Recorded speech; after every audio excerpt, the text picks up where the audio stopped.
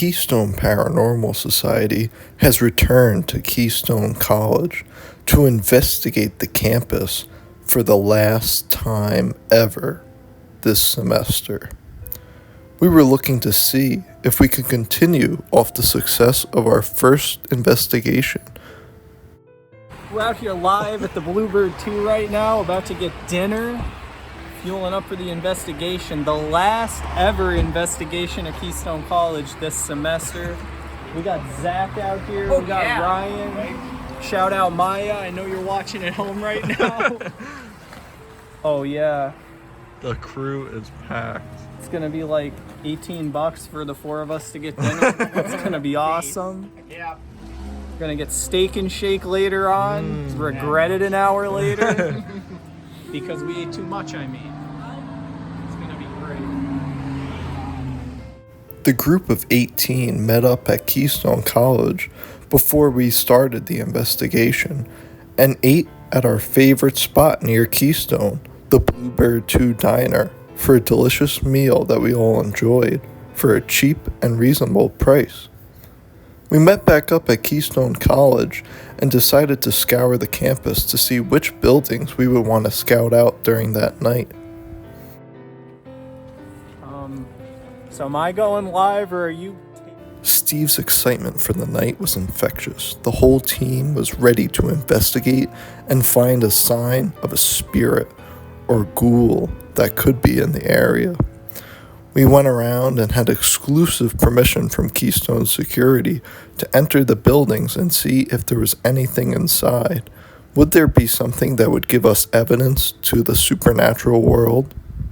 We made our way first to the Capwell Science Building, where we investigated and spent most of our time in the early part of the night. The popular lore that the Keystone Paranormal Society was investigating is that of two young children's spirits said to be in the basement of the Capwell Science Center or throughout the building. It's said that they perished in the blaze in the original family house, and many other Pennsylvania paranormal groups have investigated and found that this could very well be true. What would we find in this very building? Campus security shared many stories of strange and possibly paranormal happenings in the Capwell Science Center, especially one with a KPS member that came that night. He shares his story coming up. But many people want to know, is Keystone College haunted? And who was Dave?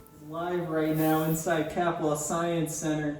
We're here bringing you guys true stories of the paranormal from Keystone College. We're on the third floor at Capwell right now. Shout out to Maya. I wish you were here tonight. It was about 6 years ago. I was the manager of the basketball team. We got back from a game at 2 in the morning.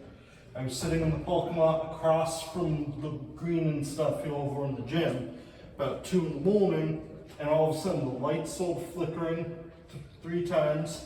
The door opened, closed, flickered again, closed and stayed closed, and then it flickered one more time. What do you think that was? I think it was one of the ghosts because I didn't see anyone come up. The doors should have been locked at 2 in the morning, and there was no one else really walking around campus besides the basketball team at that hour, and they were all good. After hearing that chilling first-hand account from an old Keystone College student, Neil, we made our way throughout the building, making sure every nook and cranny were covered. We found that there was nothing but a few secret entrances, and we went on our way. We headed over to Steak and Shake for a delicious milkshake that would keep us energized throughout the night, and we'd continue on past the Victorian historic buildings on Keystone College's beautiful campus. We then made our way further and deeper into campus, into some of the many reportedly haunted halls that share chilling stories. As we met up with our security detail for the rest of the night as we explored Keystone College, we captured this strange photo. Do you see any anomaly in this by the car? Let us know in the comments below. We moved forward as we planned to investigate the art building, Harris Hall, and Ward Hall, where we'd have multiple experiences coming up live. Did you see him? Yeah, put the light on. Come on, buddy. Keystone College is known for its over 200 beautiful acres of campus, but many don't realize just how creepy it could get at night, especially when the students are all at home now that the semester is over. Could there be something watching us from the tree lines? Could the rumored shadow people from the trails behind Keystone College be watching us from these very trees? Some of the KPS team felt uneasy, but we made our way into Harris Hall. We're out here live right Ryan, flip the light up there. It's right on the side. We went up there live one time. It's like my buddy was a big man. We did an EVP session on the 3rd floor of Harris Hall, and while some members of KPS thought they heard something on the spirit box, we further discussed and found that it was nothing. But something strange happened when we went back downstairs. We found this strange doll. What was it? Where did it come from?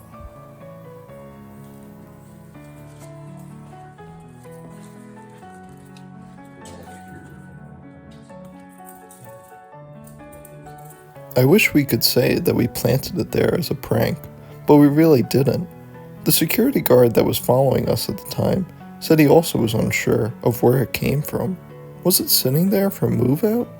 Or was it something that brought it there for us? We made our way down to the black rooms of Ward Hall, where they usually develop film for that major. But this is where we encountered something crazy during our EVP session. Is there anyone trying to develop film?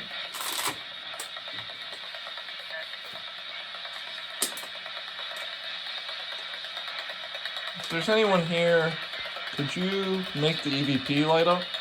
This little box in the middle of the chair here?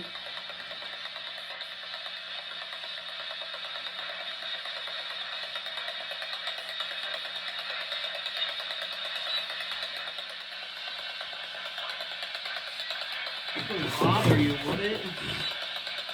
It's not really that good.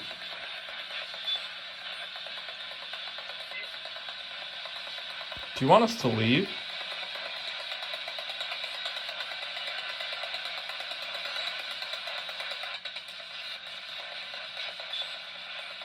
Are we making this room dirty?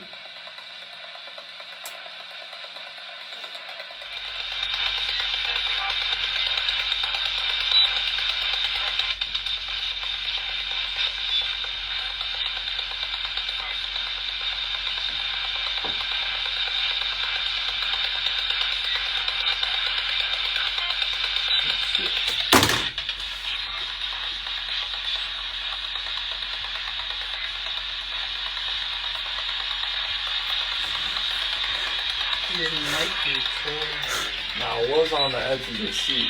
It was there for 10 minutes. Yeah, I was there for a while. I'm gonna put this back. I don't want it to fall again. So if you want Did you just see that? We're gonna release the full 7-minute Instagram live from the KPS page onto YouTube for you to watch. But the spirit box was sitting there untouched for over 7 minutes. And it was only until something otherworldly interfered, not any of us from the team, that the spirit box fell. We checked to see if it was the vibrations or anything else that could have caused it to slowly fall, but we came up with nothing. We seriously think that something interfered with that box. We made our way over to the rumor of the haunted art room, which is said to be extremely haunted, and we encountered something right away. There's only 2.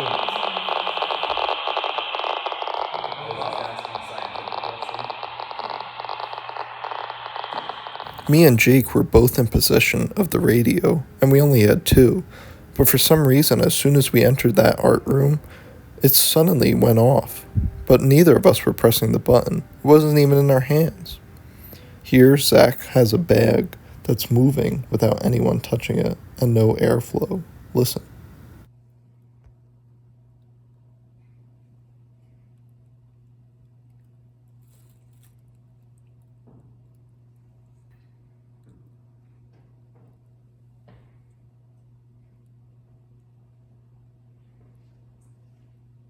Zach's a pretty big skeptic, and he came along to see if he would find anything. And he was honestly surprised by both the black room and that bag in the art room. We sat in the dark, and we waited, and we didn't have any other experiences there. Go live one more time.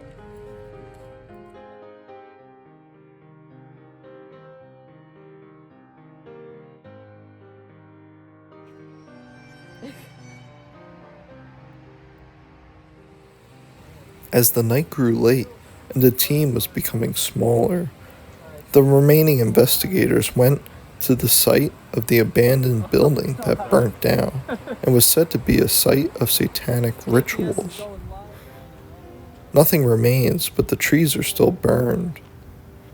Overall, we found that Keystone College is most definitely haunted, and we hope to return again.